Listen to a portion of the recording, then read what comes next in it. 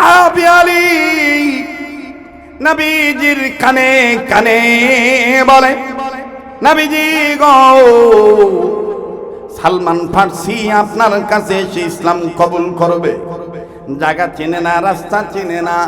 প্রতিমধ্যে আবু জাহেলে জিগাইছে, আবু জাহেল বাড়িওয়ালারে ভাও করিয়া সালমান ডিগ্রিও বন্দি করে আটকায় রাখছে।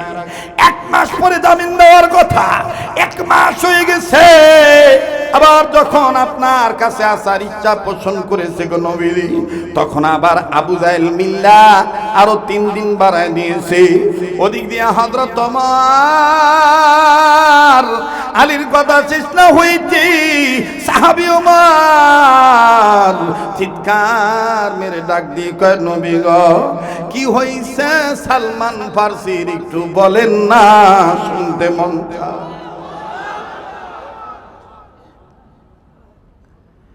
হযরত আলী ডাক দিয়ে বললেন, নবীজি কেমনে সম্ভব গো নবীজি, কিভাবে সম্ভব? এত গোপন করে বললাম, এরপর ওমর কেমনে শুনল? বললেন, আলী রে, ওমরের সাথে আমার আল্লাহর কুদরতি টাওয়ারের তারের লাইন লাগানো আছে। নারায়ে তাকবীর। প্লিজ বারবার বলছি, কেউ কারো দিকে তাকাবেন না, এই নড়াচড়া করবে না। এই ভাই বসো, নড়াচড়া করবেন না, একদম মানে স্মার্ট ভাবে, মানে সুন্দর ভাবে বসে থাকবেন, মনে হবে একটা মানুষও নাই। যুবক ভাইরা, হযরত ওমর ডাক দিয়ে বললেন, নবীজি গো, কি হইছে সালমান ফার্সির? আলী বললেন, নবী ওমর কেমনে জানল? নবী বললেন, আলী রে, আলী, আমার আল্লাহ ওমরের কান পর্যন্ত কথাটা পৌঁছায় দিয়েছি। এবার আলী বললেন, নবীজি তাহলে কি আমি খুলে বলবো নাকি, ওমরকে বলবো নাকি? নবী বললেন, আলী রে, সবাই রে শোনায়া শোনায়া বলা। এইবার হযরত আলী বললেন, ওসমান আলী, হযরত আলী বললেন, ওসমান, আবু বকর, ওমর ভিন্ন দেশের একজন মানুষকে খামাখা গৃহবন্দী করে রাখছে ইসলাম মানার কারণে, আল্লাহর আইনের পক্ষে আসার কারণে, নবীজির আদর্শবান হওয়ার কারণে, ইচ্ছা পোষণ করার কারণে প্রতিমধ্যে আটকে দিয়েছে। অপরাধ তার একটাই, সে পড়তে চায় লা ইলাহা, জোরে লা ইলাহা, আরো জোরে লা ইলাহা। আর ভাইরা, আমার বন্ধুগণ, আটকে বললেন, ওমর, ওসমান, আবু বকর, নবীজি গো,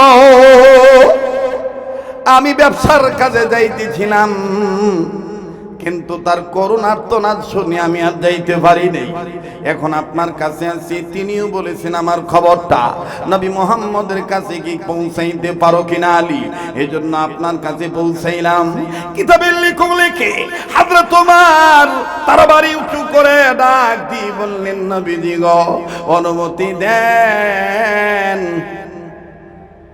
নবীজি গো, অনুমতি দেন, আমি দেখব আবু জাহেলের ক্ষমতা কত বড়। আমি সালমানকে মুক্তি করে আনবো। আমার নবীজি ডাক দিয়ে বললেন, আমার যা বলেছ ভালোই বলেছ, তবে তোমাকে আমি আল্লাহর হুকুম ব্যতীত আল্লাহর অর্ডার ছাড়া পাঠাইতে পারবো না। আমি আল্লাহর কাছে জিজ্ঞাসা করব, তোমার মেজাজ গরম হবে না ঠান্ডা হবে? তোমার মাথা ঠান্ডা থাকবে না গরম থাকবে। আমি আল্লাহর কাছে জিজ্ঞাসা করব। ওমর বললেন নবীজি তাইলে কারে পাঠাইবে? নবী বললেন আমি সিরিয়াল করে পাঠাই। উম্মতের উলামায়ে কেরাম গনি জায়গায় বসা আছে। ভালো কাজে সাকসেস হতে গেলে ভালো ভালো লোক, জ্ঞানী জ্ঞানী লোক, নরম লোকের দরকার হয়, গরম লোকের দরকার হয়। আমার ভাইরা অর্থনীতির দরকার হয়, শিক্ষানীতির দরকার হয়। এই জায়গায় আল্লাহর হাবিব চারজন ব্যক্তিকে পাঠাবেন। চারজন ব্যক্তি দেখেন চারটা গুণে গুণান্বিত। খুব খেয়াল করবেন বাবা, এই জন্য এই যাকে তাকে ভোট দেওয়া যাবে না।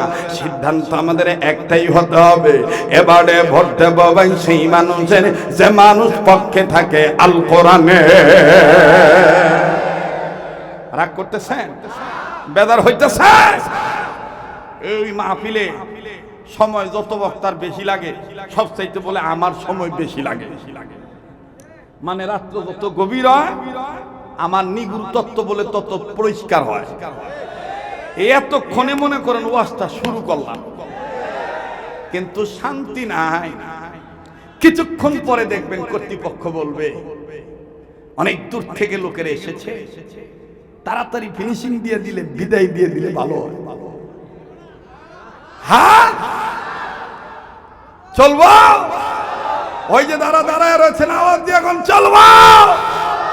তাহলে আবার একটু তাকবীর দিয়া উর্বর জমিনে বর্বর থেকে দাফন করার লক্ষ্যে বলেন তো আল্লাহু আকবার, নারায়ে তাকবীর। আল কোরআনের আলো। আরে ভাই আপাতত ইমানি স্পিরিটের পক্ষে বলেন না, সংসদে ঝালো আল কোরআনের আলো। কোরআন হাদিস যেখানে, আলেম ওলামা যেখানে, নারায়ে তাকবীর। মাশাআল্লাহ, খুব খেয়াল করবেন। এইবার নবীজি বললেন প্রথম আমি যাকে পাঠাবো তার নাম আবু বকর। কারণ তোমাদের মধ্যে আবু বকর নরম দিলের মানুষ আর মুরব্বী মানুষ। এবার ওমর কইতেছে ঠিক আছে পাঠান। হযরত আবু বকর গেছে, যাই আবু জাইলে সুন্দর করে নরম মেজাজে কইছে লোকটারে আটকা রাখা ঠিক হয় নাই, জামিন দিয়ে দাও। মুহাম্মদ রাসূল আমাকে তাকে নিতে পাঠাইছে। আবু জাইলের মেজাজ তো বোঝেন, বুড়া দুরা কইয়া, বুড়ারে কইয়া ধাক্কায় দুঃখায়া দেখবেন এই জামানার পোলাপান মুরব্বীরা যদি কোনো কথা কয় ডাক দিয়ে কয় তুমি কি বুঝা, হ্যাঁ আপডেট জামানা তুমি কথা কয় না। বুড়াগো প্রাধান্য দিতে চায় না। তো যাই হোক, হযরত আবু বকর নরম দিলের মানুষ, উনি আর উল্টা পাল্টা কিছু কয় নাই, উনি গেছে গা। হযরত ওমর যেই দেখছে আবু বকরের হাত খালি, ওমর কে হুজুর বুড়া ভরে নাই, আমার অনুমতি দেন। নবী কয় ওমর ইজলিস, বসো। দ্বিতীয় নম্বর আমি পাঠাইতে চাই, হে ওসমান, বুড়া যেও তো ভরে নাই, যদি ধন সম্পদের প্রয়োজন হয় তোমাকে তো আল্লাহ ধন সম্পদ দিয়েছে। এখানে একটা শিক্ষা আছে। আমার বন্ধুগণ মুফতি মুহাম্মদ শফি রহমাতুল্লাহ আলাইহি তিনি তার তাফসীরে মারিফুল কোরআনের মধ্যে লিখেছেন, এখানে শিক্ষা মুসলমানের এইটাই, ইবরত হাসিল করা এইটাই যে ইসলাম কায়েম করতে গেলে শুধু হুঙ্কার দিলে হবে না, অর্থের প্রয়োজন হলে অর্থ লাগবে। কথা বলেন ঠিক কিনা? তো হযরত ওসমান গেছে, ওসমান যাইয়া আগে থেকে টাকার ব্যাগ বা দিরহাম দিনারের প্যাকেট রেডি করে কয় আবু জাহেল লাগলে অর্থের বিনিময়ে সালমানের মুক্তি দিয়ে দাও, তো ভেজাল বাঁধায়ও না। আবু জাহেল ডাক দিয়ে কয় এই অর্থের কাম বাদে নাই, যাও তোমাকেও দিলাম না। ওসমানও চলে গেছেন। হযরত ওমর ডাক দিয়ে কয় হুজুর ওই দেখেন ওসমান ধনী হওয়ার পরও পারে নাই, বুঝছি আমার ছাড়া কাম হইব না, হুজুর আমার অনুমতি দেন। নবী বললেন না, এখন আমি পাঠাবো আলেম মানুষকে। প্রথম যাহাকে পাঠালেন তিনার ব্যাপারে নবী নিজে বলেছেন আরহামু বি উম্মতি আবু বকর, আরহামু, হ্যাঁ আরহামু উম্মতি বি উম্মতি আবু বকর রাদিয়াল্লাহু তাআলা আনহু। আল্লাহু আকবার। দ্বিতীয় যাহাকে পাঠাইলেন তার নাম, তার ব্যাপারে হায়া আন উসমান। আল্লাহু আকবার। তৃতীয় যাহাকে পাঠালেন তার ব্যাপারে ওয়া আকদাহুম আলী। আল্লাহু আকবার। এইবার হযরত আলী গেছে, হযরত আলী যে জ্ঞান বিকাশ করে জ্ঞান প্রকাশ করে তিনি জ্ঞানী মানুষের পরিচয় দিয়ে বলেছেন এটা ঠিক নয়, এটা জুলুম হচ্ছে, এই ভদ্রলোকটাকে কেন আটকায় রেখেছো? সে যদি মারা যায়, যেটা আপনারা বিগত জীবনে দেখেছিলেন, কোরআনের পাখি মরহুম মাওলানা দেলোয়ার হোসেন সাইদি রহমাতুল্লাহ আলাইহি, তার কোনো অপরাধ ছিল না। মাওলানা মতিউর রহমান নিজামী রহমাতুল্লাহ আলাইহি, তার কোনো অপরাধ ছিল না। আব্দুস সুবহান রহমাতুল্লাহ আলাইহি, তার কোনো অপরাধ ছিল না। আব্দুল কাদের মোল্লার তার কোনো অপরাধ ছিল না। অপরাধ একটাই ছিল, আল্লাহর জমিনে আল্লাহর আইনকে প্রতিষ্ঠা করা।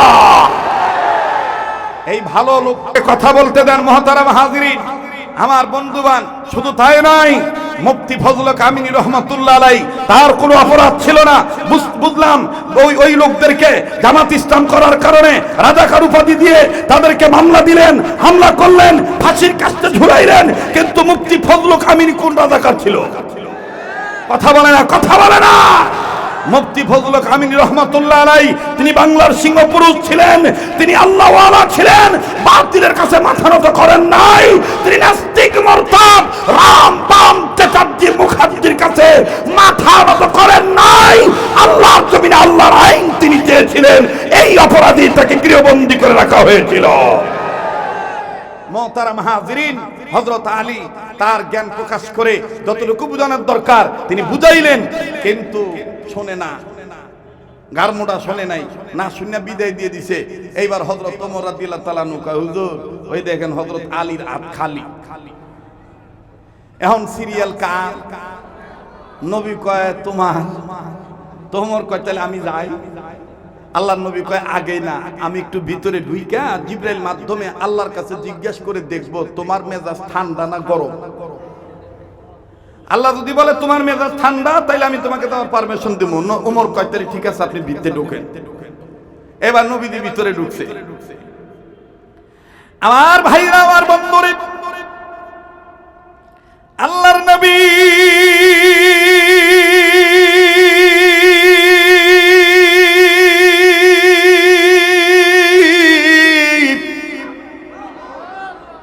হুজরা খানার ভিতরে ঢোকার পর জিবরাইল আমিন চলে আসলেন। এদিক দিয়া হযরত ওমর, ওসমান, আলী, আবু বকরকে বলে আপনারা দাঁড়ান, নবী আমার মেজাজ ব্যাপারে জিজ্ঞাসা করবে আল্লাহর কাছে। নবী আমারে খুঁজে কইয়েন ওমর বাড়িতে গেছে সব তরবারি আনতে। হযরত ওমর বাইরে গেছে, বাইর যে বউরে কইছে তরবারি হইছে কয়টা? কয় মোটামুটি এতটা। কয় সব বোঝা বান্ধব, বোঝা বান্ধব আমার মাথার দেও।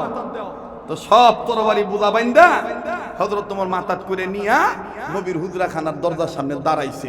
অন আবু বকর, ওসমান ও আলীও কয় নবী গেল ভিতে, হের মেজাজ গরম না ঠান্ডাই রে জিগানে লাগিয়া, হ্যাঁ দি উল্টা তরবারির বোঝা বাইন্দা ঘরের দুয়ারে খাড়ায় রইছে।